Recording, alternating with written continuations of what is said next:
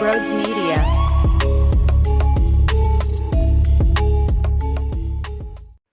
What is going on, everybody? Welcome on in to Sports Talk with Broads. Eagles, Vikings, Thursday night football. And I don't want to just wave the pom-poms just because I love this team.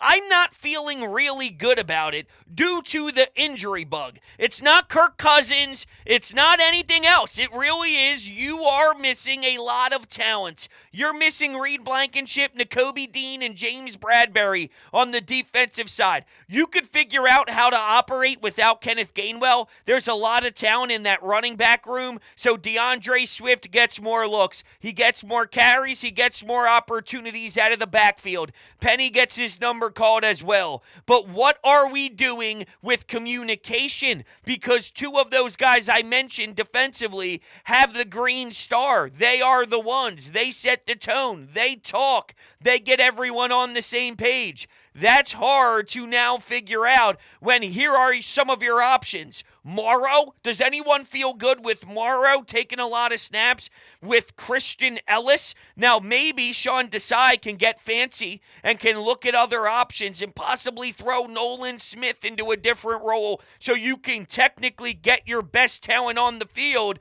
But I don't know if, one, he's going to do that to a young player and ask him that much already. If this was year two of Nolan Smith, maybe. If he had more under his belt, possibly. At the same time, though, if you're a different cat who can be explosive and be a dog no matter what we ask you to do, maybe you do it. I don't know. I have no idea. I doubt it. I'm not betting on that, okay? Trust me. Now, speaking of betting, there is a reason why I do feel possibly good about this, and it all stems from Vegas. Here's a 6.5-point favorite at home. The last I saw it, though, when it opened up-ish, it was around 7.5, so the money I'm seeing is pushing the numbers towards Minnesota. But that's a heavy line, and I do know that I take a lot of pride in reading what the numbers tell me. If it's 7.5, 7, 6.5, 6, that screams Eagles all day. Now, I always thought that they would still win this game. It would be uncomfortable, another ugly one. They were ugly on a game one of the season with a lot of rest heading into it. Being on short rest, it probably screams this will be another recipe for, holy hell, I don't know what that was, but at least they're now 2-0 on the season. And if that is the case, one, I'm prepared for it, so maybe I won't be as disturbed as others because I sort of see it in the future. I'm trying to visualize what will happen. I do that 1-2 days before each game, before the snap. I'm picturing what I'm going to see. And really, it could be as simple as, if Jalen Hurts hits Dallas Goedert wide open, if they have some explosive plays, which were all over the field, Jalen missed it, okay? And we're not accustomed to seeing that. If he just provides what he's supposed to, then everything else goes away. It's not that hard for me. Superstars thrive. Superstars help you win. Your team wins if Jalen Hurts balls out. Right? It's just that simple. And I expect Brian Johnson to have a better day. There's no excuse on that side of the ball at all. Right? Brian Flores trying to force a lot of pressure and putting guys in Jalen Hurts' face. Well, figure it out, dude. Have the counter. Get the ball out quick to somebody. Let someone else do the work. If it's Devontae, AJ, Goddard, what are the odds the first play of the game, though, is a shot to Dallas Goedert just to set the tone for the entire offense? It should be. It should be. But look at some of these names we're throwing out there. Is Edmonds getting the start over Reed Blankenship? Or I guess not really over Reed Blankenship because he's got the rib injury. Everybody's got a damn rib injury. But is it Sidney Brown? Is it a combination of both of them with Evans? It's a scary thing to think about right now. And while Darius Slay had a great day against Justin Jefferson in the past, and we saw it, it was excellent. Not many cornerbacks can have that. Can he do that again? What are the odds that you have that level of success against Justin Jefferson again? And that's no disrespect to Darius Slay, by the way. He's one of the best in the league. Justin Jefferson might be the best wide receiver ever. It is possible. I don't think I'm going out too far on a reach here that if he's not, he's in the conversation if he continues this as one of the top 3, top 2 to ever do it. those type of weapons, they have phenomenal days against the best cornerbacks too. So how long can you shut him down? Is it every time you match up with Darius Slay? It's horrible. You can't mentally overcome what you witnessed last season and what you experienced if you're just Justin Jefferson. I just think at some point, if you have great talent on both sides, one night it's your night, the next night it's the other guy's night. Especially with this level of premier, gross skill sets. And that's what both of them have. Now, I brought up betting. Well, how about MyBookie? MyBookie is the greatest sports book that you can use. As a bettor, you demand perfection, and MyBookie delivers. They are the presenting sponsor here at Sports Talk with Bros. NFL, college football, and a brand new cash-out system give you options to bet and win all season long. First two legs of your parlay hit, cash out early and place another bet. Or let it ride for the chance at a bigger payday. Join the MyBookie family for an entire season filled with daily odds boost, same-game parlays, and super contests. This season, MyBookie has a no-strings-attached cash bonus that lets you deposit and withdraw quick. Use promo code BRODS on a deposit of $50 or more, and you can receive up to $200 in cash instantly to your MyBookie account. So bet your deposit amount once, and you're ready to withdraw at any time. Again, that's promo code BRODS to claim your cash deposit bonus. You can bet anything, anytime, anywhere, only on MyBookie. Make sure you check out the link down below to sign up. Promo code BRODS. I appreciate you all and love you all so much for the crazy wild support. Okay, you're at home. If there's another reason outside of betting that gives me the goosebumps and the positivity of you'll escape this one too, it's because you're playing in front of your home crowd. Hey, Sean Desai, I know it's a lot of pressure to play in Chicago. I know you had a similar role with the Chicago Bears. We have Super Bowl aspirations. Now, one thing that's phenomenal is your defensive front. Jalen Carter, Jordan Davis, Milton Williams, Fletcher Cox, and Fletcher Cox is playing banged up, but the guy was sensational at the end of last game, made some big impact plays. The guy still got it. The guy can still dig deep into that bag and be a force. Great job, Fletch. That's another guy dealing with ribs. The only one who's not is Bradbury. That's concussion protocol. And I do feel great about Josh Jobe. I really do. I don't know what it is other than a gut feel. I think we talk highly of him afterwards. Thursday night, we'll give a standing ovation here right in this studio when we break it all down. And the Philadelphia Eagles will be 2-0 at that time, too. I just want that to be noted. With the front, there's ways to get after Kirk Cousins. And Kirk Cousins is the guy that can make wide open passes, and if he has time, he could get the ball out and hit someone in stride. He can. That's why he's made it as long as he has.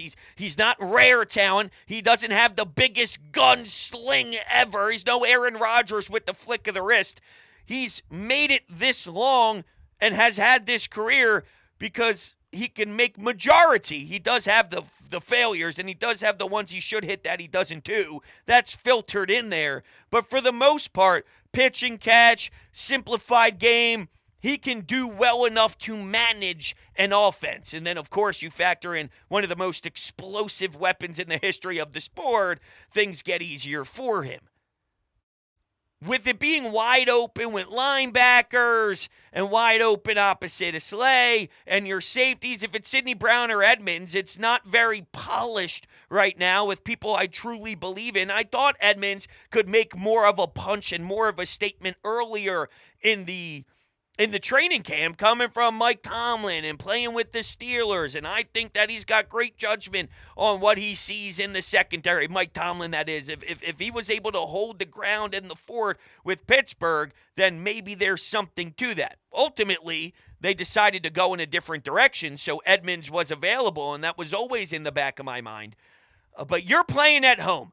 And hey, Sean Desai, you have a chance with your beefy men up front to pick apart that interior line. Make it happen.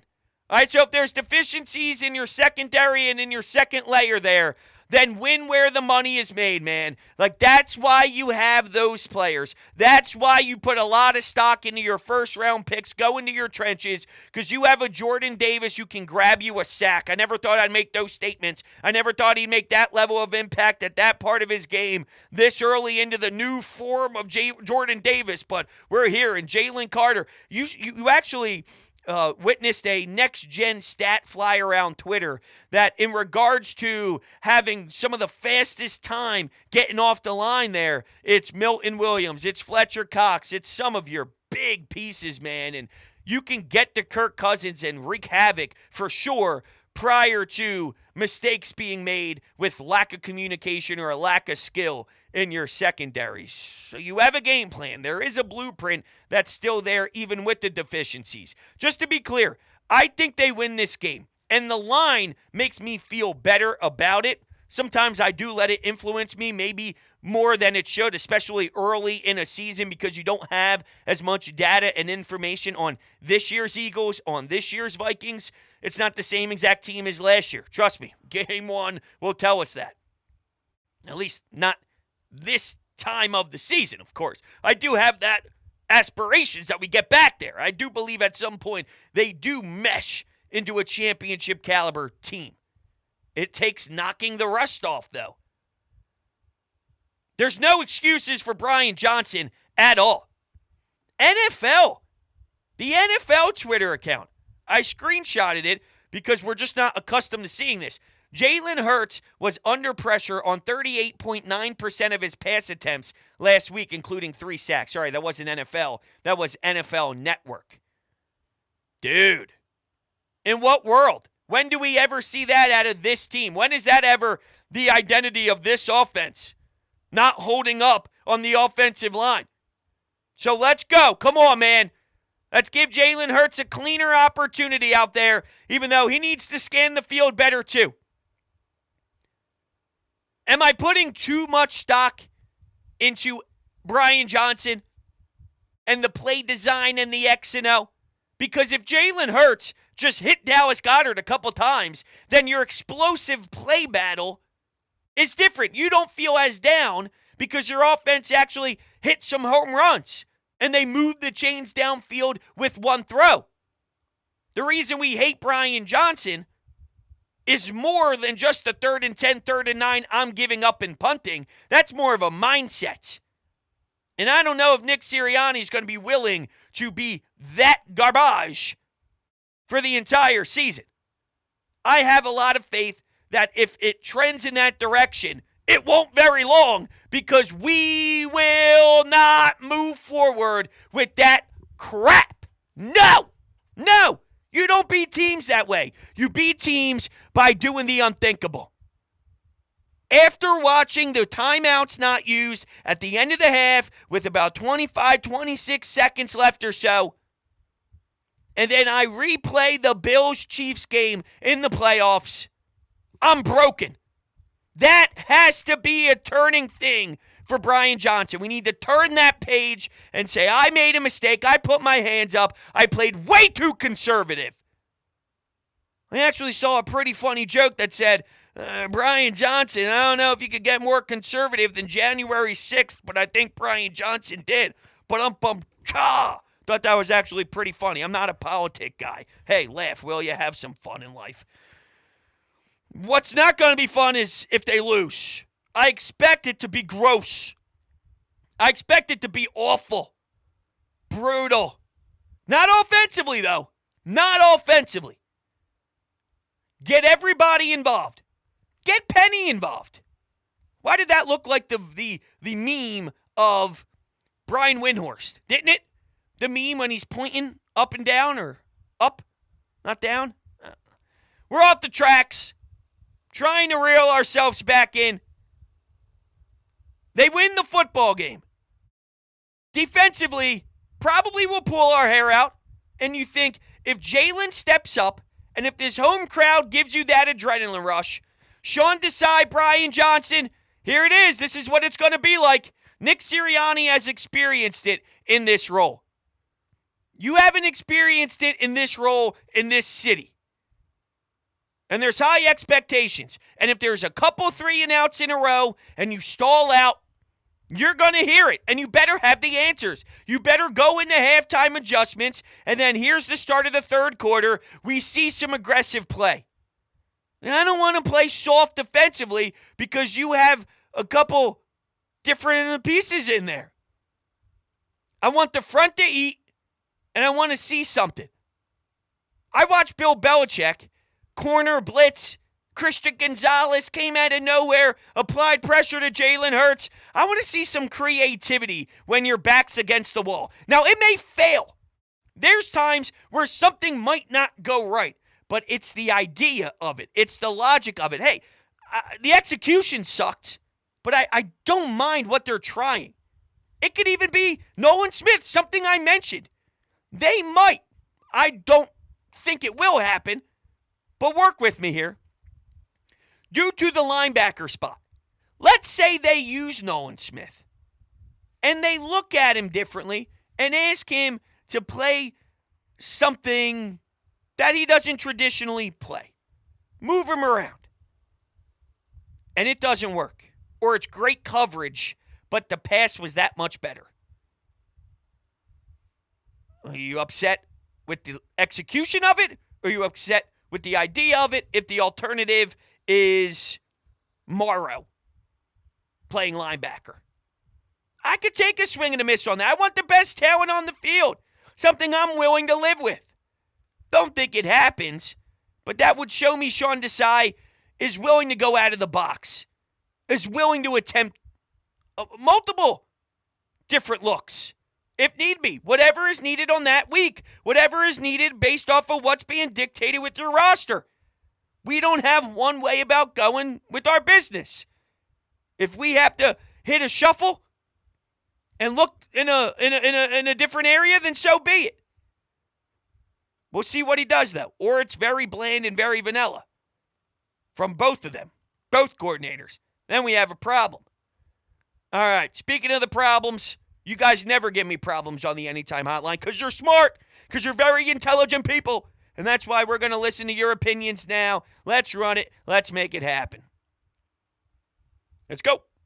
Yo, bros, what's good? I just wanted to give my thoughts on Thursday's game between the Eagles and the Vikings. Look, man, if you ask me, we came off very rusty against the Patriots, and the game against the Vikings is going to be the game where we're going to shake all the rust off. Now, there are two things that I am thinking about in this game. One is James Bradbury's injury. Because it's a short week, he's out.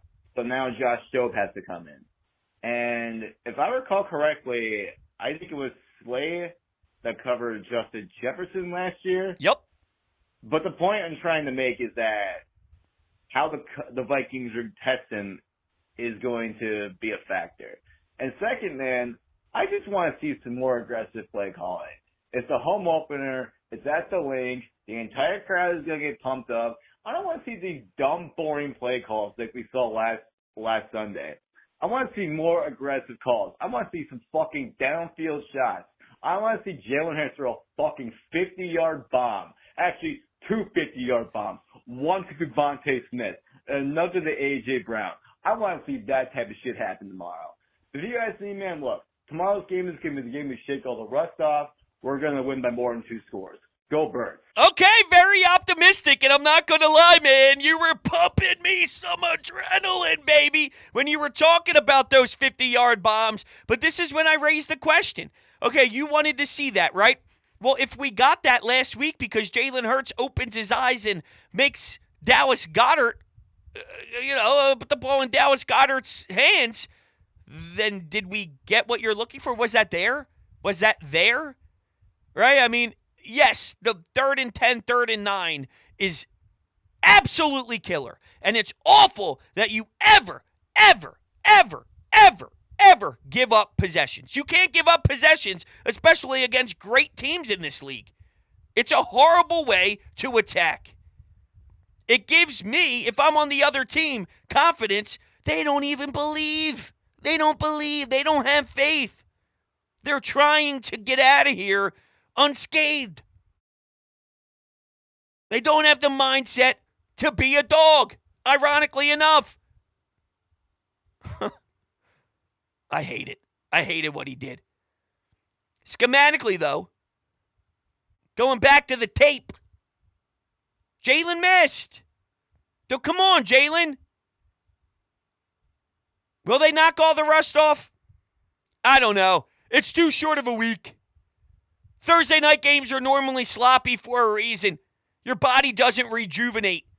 Not everything settles back in time, so it becomes a free-for-all and even more of a mess. So add where you are in the season, not playing any preseason, so first time seeing action, and now you're playing on a short week. I don't know if you guys caught the Kelsey documentary yet. That was on Amazon Prime, but it's fantastic. I watched it last night with the wife, and I forgot we didn't even eat dinner because we started it around 5:30, and then it ended around 7 through the Phillies on the iPad. I'm like, holy hell, oh my God, we didn't even eat dinner. We got sucked into the madness. It was unbelievable. The point I bring that up is, why I bring it up, Jason Kelsey has all these things attached to his body. He can't even move without taking inflammatories. His body, it explodes. It balloons up. He's in so much pain nonstop during the off seasons when he doesn't have the same exact focus and the same exact medicine 24/7. Not focus. Focus is the wrong word, but the same emphasis on his body as he does during the regular season. The off season's not the same. So it's all this stuff physically to his body. Dude, I don't know why the hell you choose to keep doing it. I love you for it, but God bless your soul and your family. Well, it's Thursday night football. Even if you're playing the best football 4 weeks before, it'll probably be sloppy on Thursday night. So it's sloppy, inevitable. Now factor in new guys. Now factor in a lot of injuries. Now factor in you're tired. And maybe the pressure of not performing well game one enters their minds a little bit, no? Or it's the other way around. We sucked so much, we know there's more in us, and then bang, you just fly out of that tunnel and never look back and beat them down, 38-7, just spitballing, right? The fact that you're at home gives me a lot more energy about it and excitement. Maybe it doesn't sound that way. If this was in Minnesota, once again, not that I'm afraid of Minnesota fans, just like not that I'm afraid of Kirk Cousins, not that I'm afraid of Justin Jefferson, even though I am. It ain't the Minnesota Vikings fans. It would just be traveling. It could be any city. It didn't need to be Minnesota or the Vikings. It could be going to New York. It could be going to Chicago. It could be going to L.A. It's anywhere but Philadelphia. I'd feel more nerves. And I'm feeling a decent amount of nerves. I'd feel more, though. The link gives you that extra push. We're the family who's supporting you in the corner. We're your coaches in a boxing ring, and we got you. After the first round, we're massaging the shoulders. We're pouring water on your head, taking the mouthpiece out, squirting the bottle. That's us. It's an advantage. What's next? Eagles, Vikings, how am I feeling? Apprehensive sums it up. You know, we've heard the phrase in sports, it's a copycat league, and there's no doubt in my mind that the Vikings are going to try to emulate what the Patriots were doing on offense. Kirk Cousins getting the ball out of his hand quick, and we can talk about Justin Jefferson all we want. T.J. Hawkinson is the guy that I think is going to be significant in this game for Minnesota and for the Eagles defense, because I think he's going to be targeted early and often on pass plays. With our injuries defensively, I just don't know. Offensively, I don't know what to expect from the Eagles. I mean, is DeAndre Swift going to get the ball in his hands? Are we going to throw passing plays for Goddard? Is Rashad Penny going to sniff the field? This is the great unknown. I'd like to think the Eagles come out inspired and win the home opener. I think they will. But am I willing to put hard-earned cash on it and consider it a done deal? Absolutely not. Well, you should, Sean, on MyBookie, using promo code BROS. That's what everybody's doing. They win this game. We won't like it, though. That's my vibe. That's my feel out. We'll be angry. We won't like certain things from Sean Desai probably, because my guess is they do play super, super conservative on that side of the ball as well. We'll see a better offense, though. I don't think Jalen Hurts will be that problematic again. He's too good for it. There still might be areas of Brian Johnson that follows up last week's debacle. Maybe he is a third and long, I'm scared guy. You can't be, though. You have to get some sense talked into you. If that's the case, then I start questioning Nick Sirianni, because that means Nick Sirianni co-signs it, and that would blow my mind. He doesn't seem to have that type of personality on the field. He's always in go mode. All right, here's the text messages. Here's my thoughts on Vikings-Eagles Thursday. I'm pumped. Last Sunday was a letdown. Hopefully, with this being the home opener to Link, it will be electric, and players will get to bounce back this week. Go Birds. So another individual who wants to stress the focus on the home opener. It seems a lot of us are on that same page. Because we're playing here, it gives you the advantage on the short week.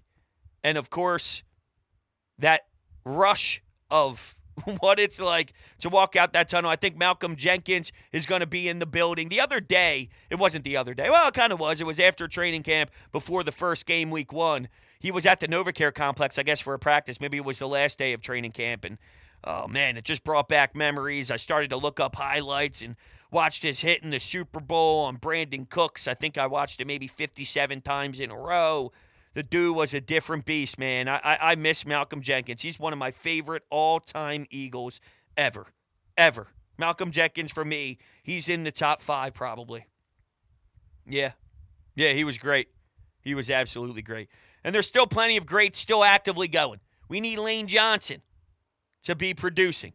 We can't have all the rushes. 38.9 of his pass attempts last week under pressure. Clean it up, everybody. Mailata, all of them. All of them.